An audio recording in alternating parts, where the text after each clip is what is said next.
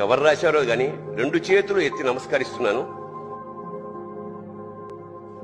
అది చాలా మంది వాట్సాప్ లో వచ్చి ఉంటుంది. రాని వాళ్ళకి ఈ సందర్భం చాలా గొప్పది, నిజంగా హృదయాన్ని ద్రవింపజేసేది, సత్యం కూడాను. నాన్న ఎందుకో వెనకబడ్డాడు, అది శీర్షిక. అమ్మ 9 నెలలు మోస్తే నాన్న 25 ఏళ్ళు. రెండూ సమానమే అయినా నాన్న ఎందుకో వెనకబడ్డాడు. ఇంట్లో జీతం తీసుకోకుండా అమ్మ, తన జీతం అంతా ఇంటికే ఖర్చు పెడుతూ నాన్న, ఇద్దరి శ్రమ సమానమే అయినా అమ్మ కంటే నాన్న ఎందుకో వెనకబడ్డాడు.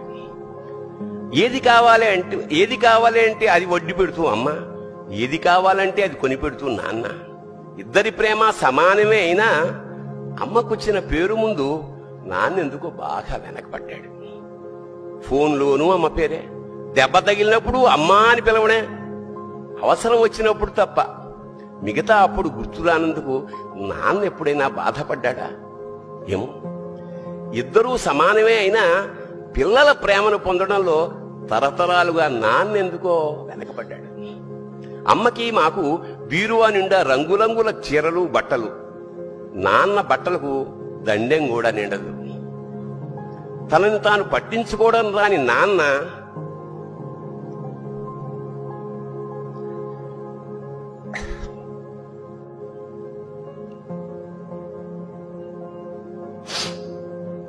ఎందుకో మాకు కూడా పట్టనంత వెనకపడ్డాడు. అమ్మకి అన్నో కొన్నో బంగారు నగలు, నాన్నకి బంగారు అంచున్న పట్టు పంచి ఒకటే.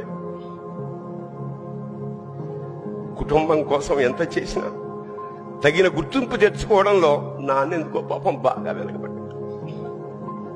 పిల్లల ఫీజులు ఖర్చులు ఉన్నాయి ఎప్పుడప్పుడు. ఈసారి పండక్కి చీర కొనొద్దంది అమ్మ. ఇష్టమైన కూర అని చెప్పి పిల్లలు మొత్తం తినేస్తే ఆ పూటకి పచ్చడి మెతుకులతోనే ఇష్టంగా తినే నాన్న. ఇద్దరి ప్రేమ ఒకటే అయినా మా అమ్మ కంటే నాన్న చాలా వెనకబడ్డాడు. వయసు మళ్ళాక అమ్మ అయితే ఇంట్లోకి పనికొస్తుంది, నాన్న ఎందుకు పనికిరాడని మేము తీర్మానం చేసుకున్నప్పుడు కూడా వెనకబడింది నాన్నే. నాన్న ఇలా వెనకబడిపోవడానికి కారణం ఆయన మా అందరికీ వెన్నెముక కావడమే. వెన్నెముక వెనక ఉండబట్టే కదా దన్నుగా నిలబడగలుగుతున్నాం. ఇదేనేమో నాన్న వెనకబడిపోవడానికి కారణం. శివోహం.